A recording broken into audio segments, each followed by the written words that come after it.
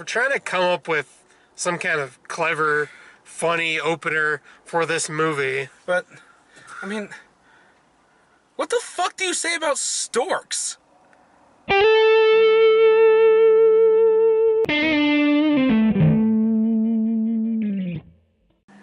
Hello and welcome back to another midnight showing. As always, I'm Kelly. I'm DJ. And we just got out of Storks, clearly not at midnight. Yeah, we managed to get a decent time, and we still have daylight. It's only... And a week later. Yeah. And a week later. Yeah, that too. It's a little on the late side, we understand that. We thought we were going to be like the only ones, but as it was starting, as the trailers were starting, a couple people walked in. So we couldn't yell at the screen like we did at the Identical. Granted, we wouldn't be yelling at this screen as much because this movie was actually kind of good. Yeah, we couldn't laugh as loud, and there were some ridiculous moments. Yes, there were. Before we get into the movie, I'd just like to say sorry about the lack of content on the channel. My computer decided to, well, commit suicide or attempt to. And it was very difficult to get it to come back from the edge. So, that's all more or less fixed.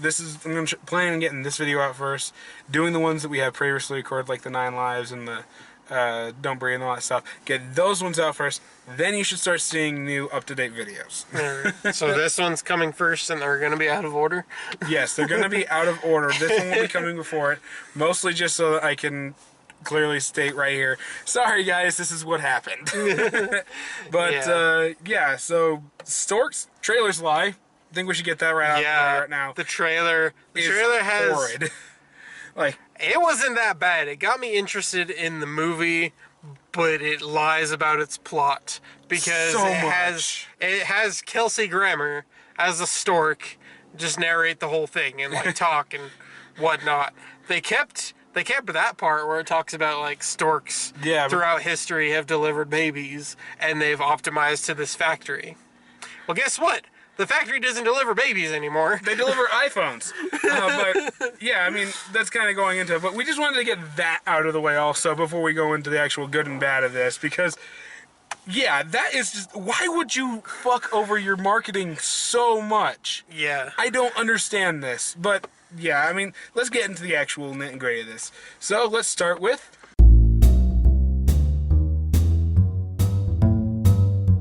This movie, despite it being made by Illumination... no, this is Warner Brothers Animation. Oh yeah, it was, wasn't it? Yeah, this is Warner Brothers Animation, I keep thinking it's made by Illumination. And they're trying to do what Illumination does and making a lot of cute toys to sell. Yeah. I mean, yeah, that's and trying to rip off Disney. Yes, trying to rip off Disney, especially with that awesome animated Lego short. That's probably the first good thing to say about this. So, yeah, it's well animated.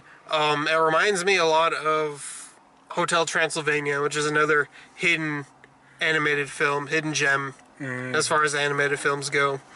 And the jokes are on par, and kids will get it, they'll laugh, adults will crack up. Especially when you get to the wolves who stole this show. Millennials. Everything. Millennials like us will enjoy it.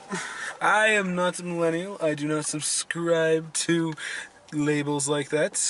I am just an anime reviewing critic. 90s kids who know what actual good movies are. You know, there are plenty of people in the 80s who would start saying that 90s kids don't know what good movies are. That is true. But, yeah, the animation's on point. Everything is fast-paced. And I mean, like, extremely fast-paced. They throw jokes at the wall. About 2 out of every 3 stick. You know, the third one always just kind of, Yeah, we kind of expect that at this point. Yeah, but I mean, that's a hell of a lot better than most comedies these days. Yeah, animated films and kids' films. God. Oh, yeah. But, yeah, the movie is genuinely heartwarming by the end of it. It doesn't go exactly where you think it's going to go. It does throw in some twists and turns. yeah, I think that's basically the good of it. We have to talk about the wolves. Yes. Because that whole sequence was just hilarious. Yeah, this is a bit of a spoiler, but these wolves have magic powers. So the stork, the main stork, Junior, played by Andy Samberg, and the chick, I don't know who she's played by, and I really don't care, but she was good. But so this girl is basically an orphan, and things happen. I'm not going to spoil too much. I don't think there's really anything to spoil. It's easy to pick up. It's really easy to pick up. I mean, it does go in different places than you think it's going to go, but it's still pretty by the numbers. Yeah, so she's basically an orphan and living on Stork Mountain, who had sold out and become basically Amazon. Yeah, you want your new iPhone? We can deliver that for you, just as well as we delivered those babies. But then again, we shut down that production because we failed to deliver babies. But Yeah. that's not the point. But yeah, Wow. hijinks ensues when a baby accidentally is created and they gotta send them out. And they end up crashing in the snowlands and meeting the wolves. The chick is a mechanic, by the way, who built a plane. Yeah, just has it sitting there. It's fine. Yeah.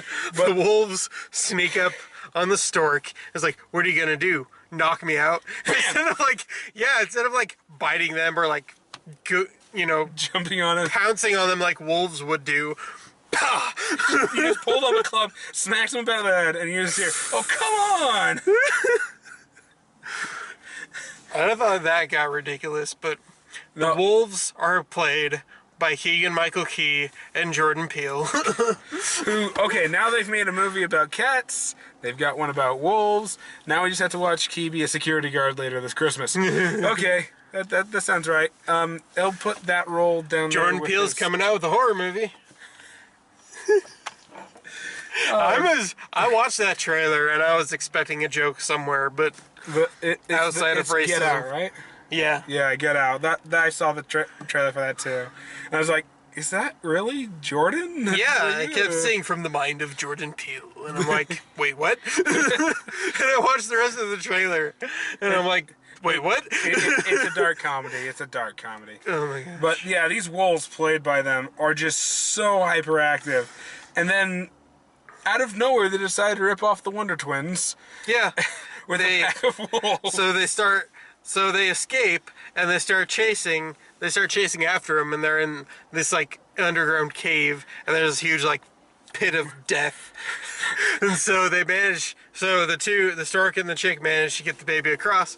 All of a sudden, wolves form of Wolf Bridge.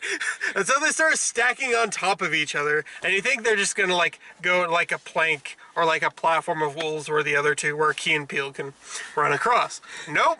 They start pulling, it looks like the animation from Transformers or something, where they start forming a fully functional suspension bridge. What the fuck? And no, that's not the only thing they actually turn into. They turn into like a boat, a speedboat at that, a freaking plane, although the plane fails. The plane fails. They turn it into a freaking minivan. It was a submarine. Submarine. They like get across, and the wolves get across, and they're still being chased, and it's like a river that leads out to a waterfall. Wolves transform into wolf submarine. And then one of them is literally going beep, beep, beep, beep, beep. The funniest part was they actually have to breathe. They literally come up in the water, take this big breath, and then go back underneath. Like, what the fuck is this? And I was thinking they're going to be a plane and it's just going to drop, because that's what would actually happen, and they do. Yeah, they do. Those wolves stole the show, and when they weren't there, it was noticeable. Oh my god! And really, that is the good of this movie, the fast-paced jokes and whatnot. But then we have to get into.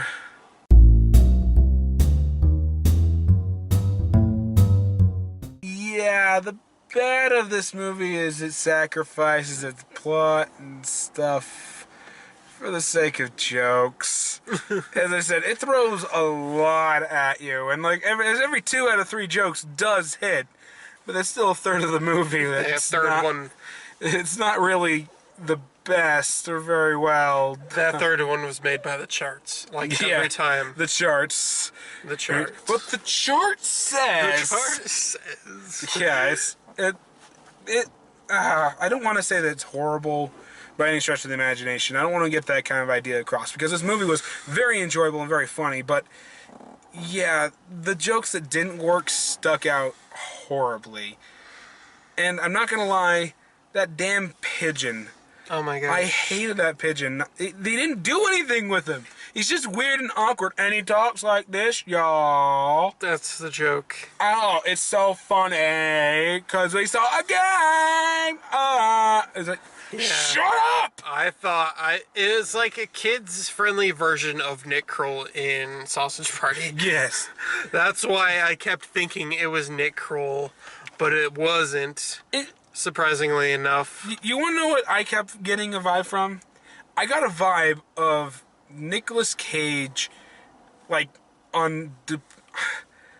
like, mentally handicapped Nicolas Cage. Mentally handicapped Nicolas Cage. Like, he's trying to do his freak out, but he physically can't do it. Wow.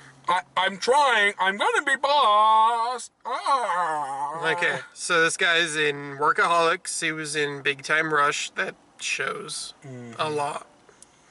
Those weird kid movies, weird kid shows that just throw Everything at the wall. non-jokes at you. Yeah, and That's basically what he is. He's a non-joke that you think they're gonna throw at the wall and he's gonna stick, but he doesn't. It doesn't. The only time I think we ever got a laugh out of him is when they were trying to do that CSI thing with him. Oh my gosh, that came out of nowhere. Yes, it came out of nowhere, but it was kind of funny. I'm saying that full well about the Key and Peele wolves that transform into things. That bullshit came out of nowhere.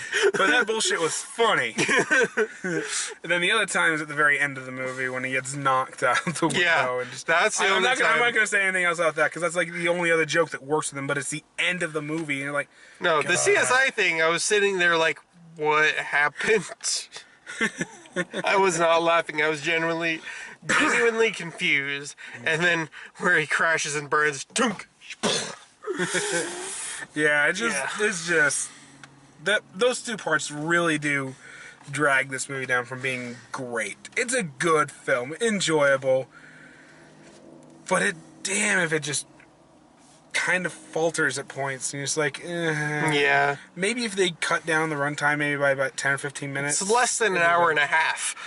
No, It's an hour and 27 minutes. It was an hour and 45 minutes. That's what it said when we walked in. You know, if it stayed more to actual 90-minute runtime, I think it might have been better. But, oh well. Yeah, that's really all I've got on it. So, final verdict?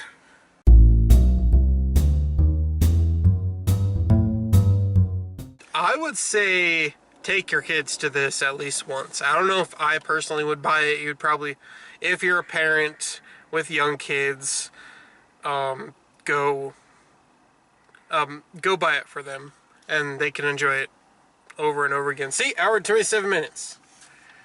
Okay, on the Megaplex site, you know, they probably included all the trailers. That's probably why I'm getting this all word. Yeah. That's probably what it is. But, yeah, me personally, it's worth a discount theater price. If you have kids and you have family, yeah, absolutely, you're going to love that. But if you're honestly just looking for a good family film, a great one, there are better films out there. And if you don't have kids, it's probably worth red boxing when it comes out. But yeah, if you have kids, discount theater. If you don't, red box it. Yeah, it's very it's a little to the left or the right of down the middle. It earns its 7 point whatever on IMDb. Or 62 on Rotten Tomatoes. Yeah. Although, I will actually say one thing. There was one thing positive that I just remembered that I wanted to say, but I didn't say before.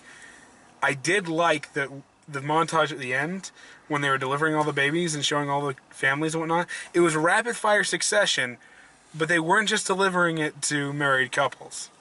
They were delivering to singles as well as there was a lesbian couple. There was a lesbian couple and there was a gay couple. Was there? Yes. I was waiting for the gay couple. It was really fast, but I saw there were two guys with a beard as it was doing the zoom in shot. I'm like, oh my god! Nice. You know, bravo, being very, very subtle and quick about it. You don't need to drive for assist to it. It's but like what they did with Secret Life of Pets. There was a good love letter to pet lovers that made me kind of choke up a little bit. Yeah. Because I'm a pet lover. So yeah, I did want to say that. Yeah, so that's interesting. I saw the lesbian couple. I didn't see the gay couple though. So yeah, that's interesting. All right, yeah, so I think that's it for us, and time to get into our next movie. Going back to middle school. We couldn't make Miss Peregrine's today. Maybe next week. Maybe. All right, well, I'm Kelly. See you all next time. Next time.